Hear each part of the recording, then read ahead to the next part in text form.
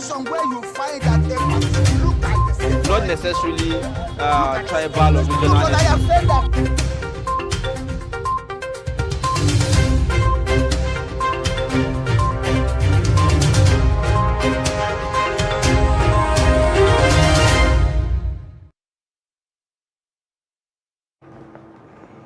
All right, welcome back. It's Daybreak on Trust TV. It's time for us to take a look at the dailies on Daybreak, and we will be beginning with the Daily Trust newspaper this morning.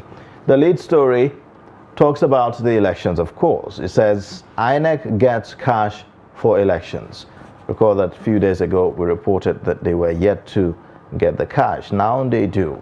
The writer says Rex to collect money from CBN state branches, EFCC, ICPC, others to monitor spending. It's wrong. CBN usurping INEC's independence, says Falana. You'd find all the details of that story on page 4. And then above that, 3 days to go. I will work hard for Nigerians, says Tinubu at final rally. 146,913 observers to monitor polls, largest ever in Nigeria's history, says INEC. That's quite impressive. Women will get 40% of appointments under PDP, Atiku's wife. You have police deploy AIG, 7 CPs in Rivers and Kano. That's on page 8. Well, you also would find other stories. Race to Aso Rock, Kwankwaso, Red Cap revolutionists changing the tide. You'd find the details on page 26 and 27. These are the main stories this morning.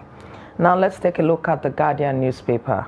It has a lead story that says Supreme Court order, APC governors file contempt action against Malami Emefiele.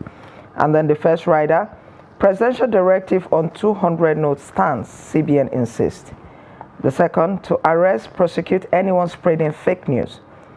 And then we also have Aisha Buhari denies posting fake CBN statement on social media. And we have keep your old Naira, Buhari Emefiele not relevant after presidential election. This is coming from Oshomole. And just beneath the masthead, we have NNPCL confirms rise in oil production to 1.6 million barrels per day. We also have T.Y. Danjuma, Christian Elders Forum endorse Peter Obi.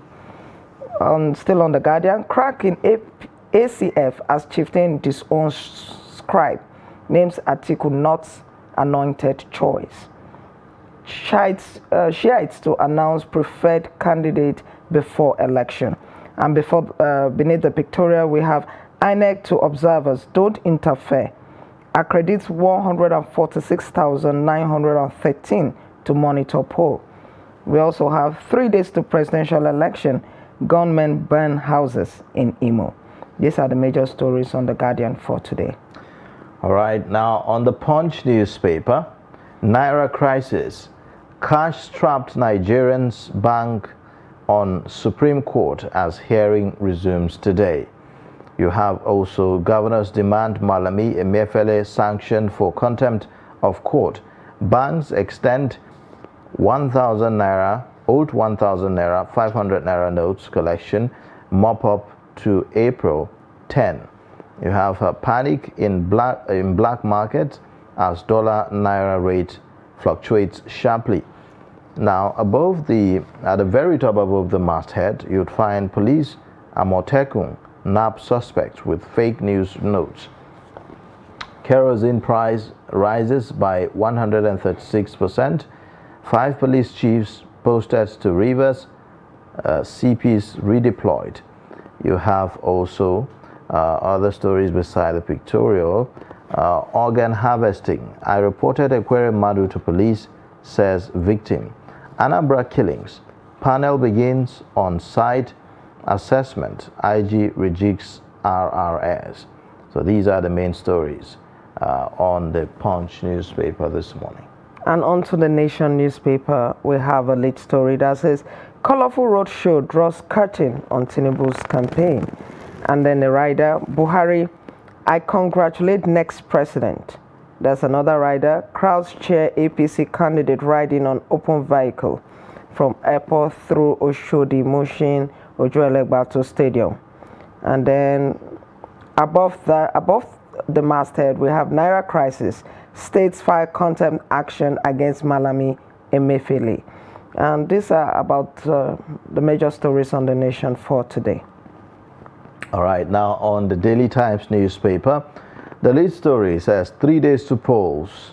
There are attempts to subvert Nigeria's democracy process, UK government alleges. You have also at the very top, above the masthead, 7.043 trillion naira budget deficit. FG gets 1 trillion naira for budget financing. You also have crude oil theft. Those in charge must be accountable for failures, Oshibajo on page 3. IGP tenure. Court dismisses suit seeking Alkali Baba Usman's sack.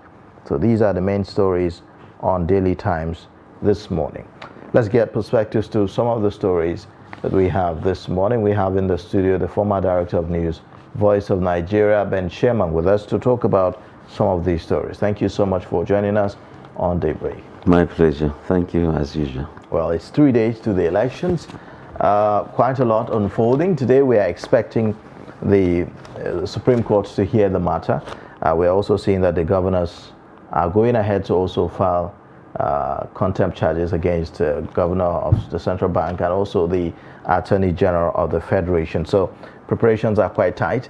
Politicians are giving final touches to their campaigns and the rest of them. But of interest is the lead story on the Daily Trust newspaper. It says INEC gets cash for elections. But again, more interesting is the fact that it is saying that 146,913 observers are going to monitor these polls, and it is the largest ever in Nigeria's history. What do you make of that? Yeah, very fine, very critical. And we have to get some terms clearly. Election monitors, election observers, I think there are more of observers than monitors. If you can picture when school children are lining up to enter the classroom, of course the teacher is there with a cane to kind of monitor bad conduct, flog them to join queue. But when you say observers, when it says the observers are to monitor the polls, well, they are just to observe. Sometimes when you monitor, you look for faults, you begin to intervene. It's the truth. Of course, but there are usually recommendations that follow. Recommendations come after the election, not during. If, however, you've observed something, it's not for you to intervene at that place. You call authorities. I have seen so in so area. So at that point, you are observing.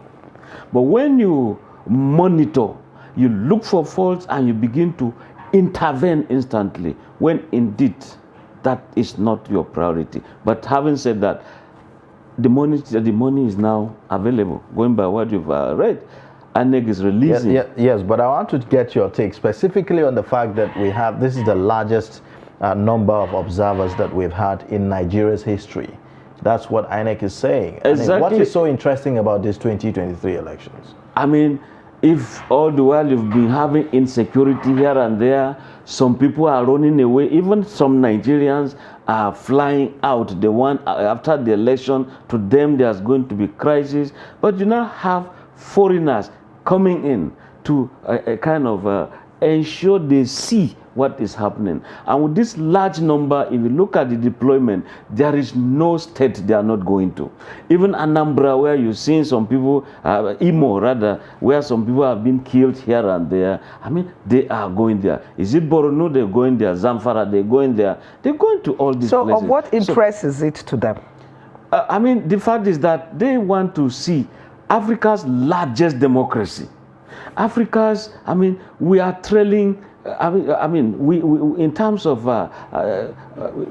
blasting. I mean, the trail itself. we are indeed the flag bearers when it comes to democracy in Nigeria. When America is going to the polls, they say the world's, finest democracy. When India is going, they say the world's largest. So if it comes to Africa, we are the largest, and they said we are the largest in terms of population, the economy, democracy. I think it also a necessity that there is global attention, like it is said, all eyes on Nigeria. So whoever means well for democracy in this country must come in and see what is happening. And the INEC chair, when he was addressing them, he made it clear that their duty was not to intervene, that their duty was just to observe. Do you think all of them will adhere to the INEC regulations? If you begin to intervene, INEC has the powers to withdraw your accreditation. And of course, by the time they say you are no longer needed, then what will you tell those who sponsored you to this place? So, like INEC said, please don't just intervene. Look at what is happening. Be a witness. Not that you go there and be a prosecution witness. They are different. Right. We are also seeing, following that, also police deploy AIG 7 CPs in Rivers and Kano. Just 2 states alone, we have 7 CPs, and an AIG. So what does that imply? It looks like Rivers and Kano are places. There are 2 states to watch in this election. Yeah, they are states of interest. Remember the G5, who is the prime mover, everything evolving around Nyesom Wike. And remember, even within the PDP itself, some people want to align with Atiku, but Wike appears to be holding almost everybody. Listen to me, I'll tell you who to vote for and at what time. And you can see APC and other political parties, they are not having it easy. Therefore, there has to be that attention on this when it comes to Rivers State. Then we're talking of Kano State, of course. You having the governor there, you have Kwankwaso there, it's not going to be easy. Therefore, you look at that huge voting population. That voting population of Kano itself is almost the state of the number, the size of some states in this same country. Therefore, some people will think that there's going to be some crisis, or if there will be some crises, it follows that there has to be deployments of the lead agency when it comes to providing security at the election. In fact, before, during, and after the election, should there be post-election violence? So they are envisaging, why don't we, if there are already the warning signals, let them take prompt actions to ensure that these are controlled.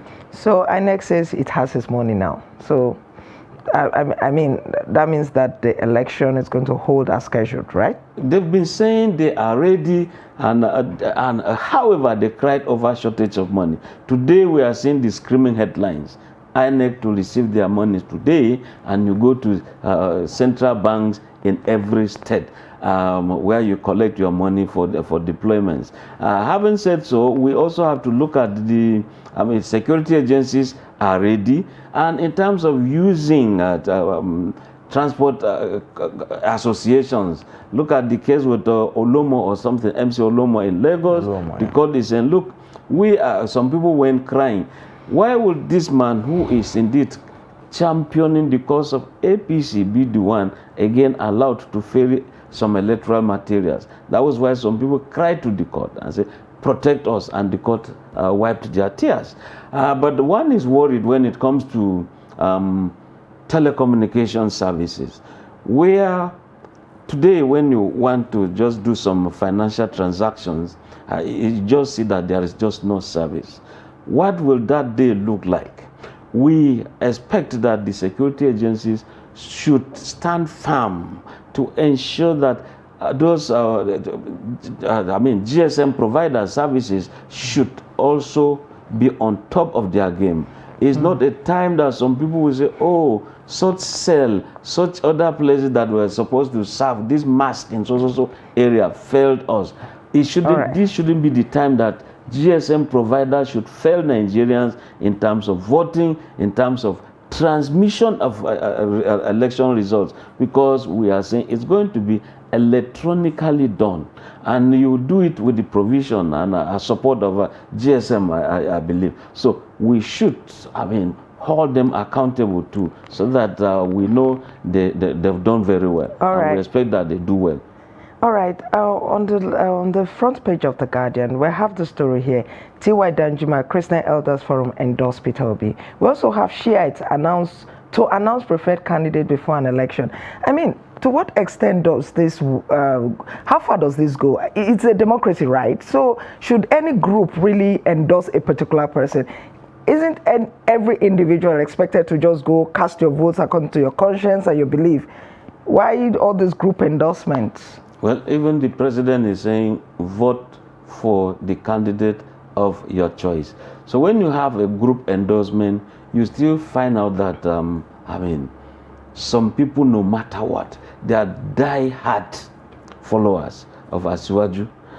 Just like former governor of Imo State, Uzo Kalu, who said that Tinubu's wife is already a Christian. She has she's standing in for the Christians. So what do you do with those people? Well, and so when we're talking of group endorsements, some Christian elders, then you have Shiites also deciding to tell who they will vote.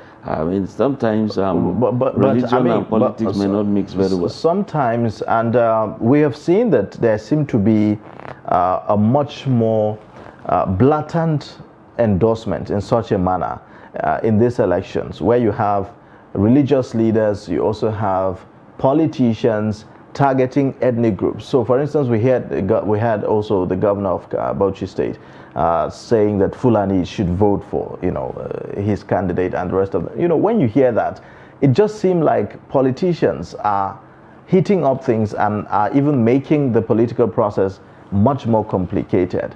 What should leaders in such, what is expected of leaders in, such circles?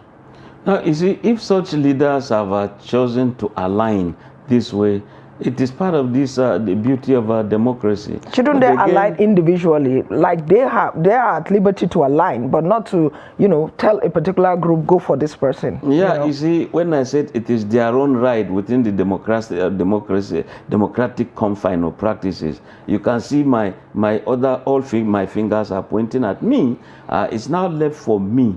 Is it true that I should follow this? And should that ticket fail, so what happens next? So sometimes I think that in terms of neutrality, we should have that instead of this block thing. We too know, we know INEC chairman is not supposed to vote, but within his innermost self, he knows that he prefers a certain candidate. It gets so bad that even individuals who just want to be non-partisan are being called out. People who just chose to be neutral, regardless of their influence and the public position that they occupy, they chose to be neutral. But then you have people, their followers, who are now constantly calling on them to take a stand and to make their stand public. So this seemed like something that is dividing the country further along ethno-religious lines. Sure, it is. And religion is such a very thorny issue in this country. I think that people should be allowed to just follow their minds. There was a time, there was a bereavement in Katsina State. A senator died, a sitting senator. So when there was supposed to be a by-election, you could see that within the family, same parents, one went for APC, another went for PDP. Same people, without a fight. So as far as they were concerned, whatever, it will still be within the family. So I think that people should spread out. Whatever happens, this person has won. Okay, we are there. That person has won. Okay, we are there.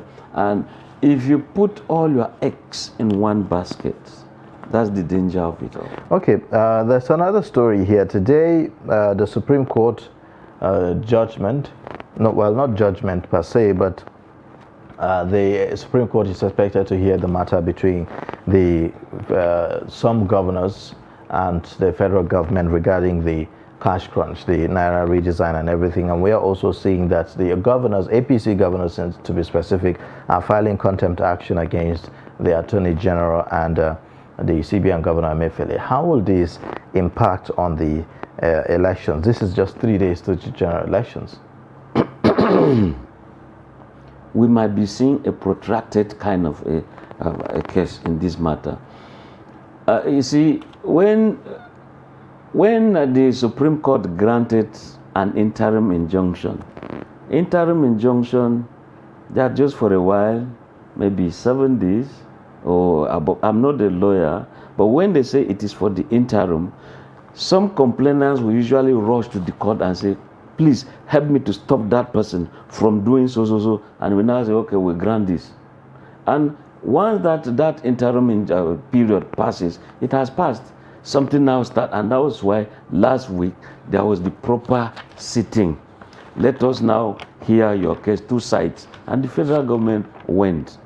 Now, the federal government, President Buhari did his own broadcast and again passed some on directives over the 500 naira note, 1,000 naira note. Let them go out of circulation. Well, indeed, 200 naira comes on board again. So now, some people interpreted that to be that the president is indeed flouting the Supreme Court order. And that's why some other governors decided, look, we want to be party to this. Governor of Rivers State applied. Governor of Ogun State applied. Governor of Lagos State applied. Now the Supreme Court is most likely going to go into what they call consolidation. If you still have a case, because we only had 3 governors that went to court at that time. Now we're having more. Now, if your cries of Wike are different from that of El-Rufai, you now consolidate them. Not that you finish that of El-Rufai, you now go to that of Rivers, you now go to that of Ogun State. Now, in the midst of these, people were saying that there was going to be maybe out-of-court settlement, because they saw the Minister of Justice, Attorney General of the Federation, Malami, and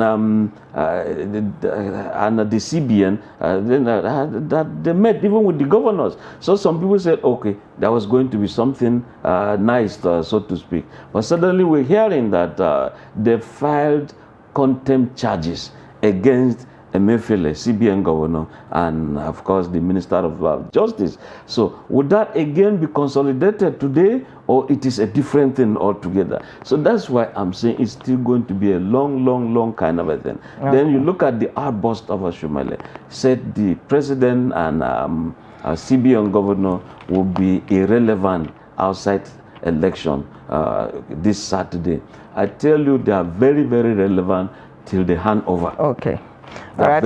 I guess whatever the Supreme Court does or says to do will give, bearing to the whole situation. Exactly. And you don't foreclose the fact that, you don't conclude, you don't seal the fact that sometimes people will look at, even the judges, at the point, can we look at the public interest instead of following the law? Well, that's the argument that some people have put forward, that for those who are arguing for the decision of the president, they said that the president has acted in public interest, and so it shouldn't be considered as a violation of the Supreme Court order, or perhaps it's justified, and the rest of them. Those are some of the arguments, and one of those people that put forward that argument is the Raji Fashola, the former governor of Lagos State and also Minister of Works and Housing, and the senior advocate of Nigeria. Yeah, so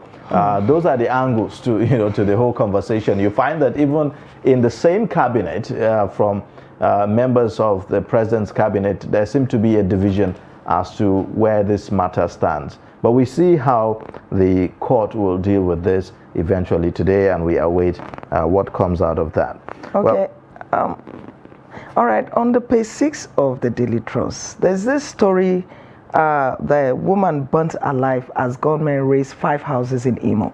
The attacks in the southeast, they are not going anywhere. They seem to be recurring. Anytime you open the papers these days, you see them. And if anything you hear from there is anything to go by, you know that some of the attacks are not even reported. Now it's 3 days to the election. How do you think this will impact voters' psyche? Do you think they will feel free to come out and exercise their franchise? I think they will come out. Why am I saying so? There is this huge deployment of military personnel. Huge, armed personnel generally. Civil defense, the Air Force, the Navy, they all are deploying into these areas. And I tell you what, look at this issue of this currency redesign. Within the last few days, kidnapping has virtually come to a standstill. But the southeast is not too good when it comes to these days towards elections.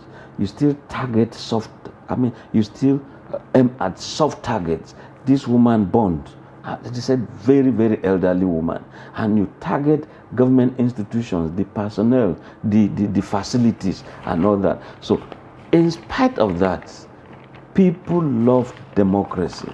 We must not allow the few evildoers to overcome us. By the time we allow that, I tell you, they hit their chest and say, we ensure that there was no free and fair elections in the southeastern part of Nigeria. And I think with the deployment, they are discernible. Don't forget that currently there's a deployment of security personnel in Imo. And sometimes you hear stories of the civilians actually engaging this security personnel. So how are you so sure that the current deployment will change the situation? See, the current deployment, most of it you see it today and tomorrow. They take position, areas of operation. The Chief of Army Staff has indeed told the military, look, ensure you support the police force very well. And of course, like we said and we know, the lead operation agency in terms of this election is the police force, and they are doing their own massive deployment. It's going to be a kind of a circle. Innermost you have the police, and a bit outside you have the civil defense, and those who indeed are just standing by. Should it be above the police force, then the military will come in. And I think that is nice. The Air Force is there to hover and spot areas of attacks. And of course, there's going to be immediate deployment to those areas. So I think that Nigerians should vote. This time around, we are having more number of polling units. Much more than we had in the 2019 elections. INEC have decided to increase the number of polling units, I think about 56,000 or so. So we have a total of 176,606 thereabout.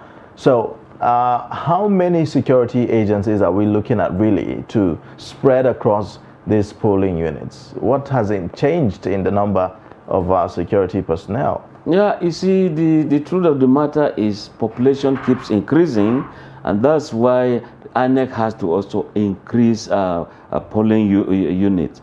And it's also to make it very close to the people. You don't need to walk, say, 2 kilometers to go vote. No, it should be within your vicinity. And that's why it's also very easy. Elections in Nigeria, there's always this restriction in movements. So it's easy for the security agencies to notice whoever is moving without authorization. If you must move out of your area, it means you fall under essential services, maybe doctors, maybe journalists, maybe you have the military people who indeed have been deployed. The certain, however, is many of these people get disenfranchised. Journalists are busy covering here and there. They will not be there. Maybe Ayuba will be here, Stella will be there, here doing analysis. They are not voting. Security agencies, you can imagine if you put them together. Are you sure? Navy, Air Force, SSS, look at them, journalists. doctors in hospitals, you realize that a huge population is not going to vote, maybe up to 1 million. If you combine them together. That's a discussion for another day. I believe that this is something that perhaps should be looked into. Personally, I've also thought of that. And perhaps we should now begin to, yes, we understand the non-partisan nature of certain professions, such as the work that we do, and even for security personnel who are expected to be bipartisan, in their operations and in their conduct at the rest of the day. But sorry, let me just inject there. Yes. You see, when Americans are voting, even the security personnel who are in Iraq or Afghanistan, you see that, of course, they are given maybe they vote a month to the time. And what does it entail? It's just like you carry your credit card, you carry your whatever card, you press there, you voted. And so I believe a time will come that we don't have to do all these blockages, no mass movement. Look, just where you are, just vote. Some people are in Abuja, working in Abuja. Some are in Lagos, some are in Kano. But now they will now have to travel back to their states of origin because they have interest as to who is their governor. They have interest. Talking about that, why is it that up to now there's this restriction of movement during election in Nigeria? Is it that the people are too difficult to control? I mean, can't people just go out, vote quietly, and go back to their houses, and then other people can, you then go ahead with your other activities for the day? And that's why you see, we are still having this. We don't trust our democracy is over 20 years. Yes, I mean, some people already have how many? 20 years. America has had over 200 presidents. So you can see, and how many have we produced? So we still have this, we don't trust this. I have to be around to check this, and again to enable security agencies to have firm control.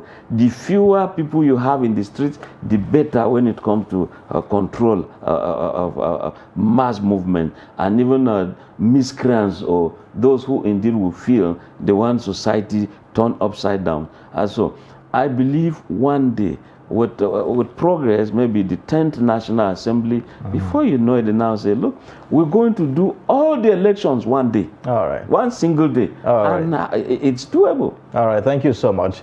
Ben Sherman, the former Director of News, Voice of Nigeria, here giving us perspectives on some of the stories on the front pages of our newspapers. We'll take a short break now, and then when we return, top of the hour, we'll take a look at the headlines again and also issue of the day. Join us again.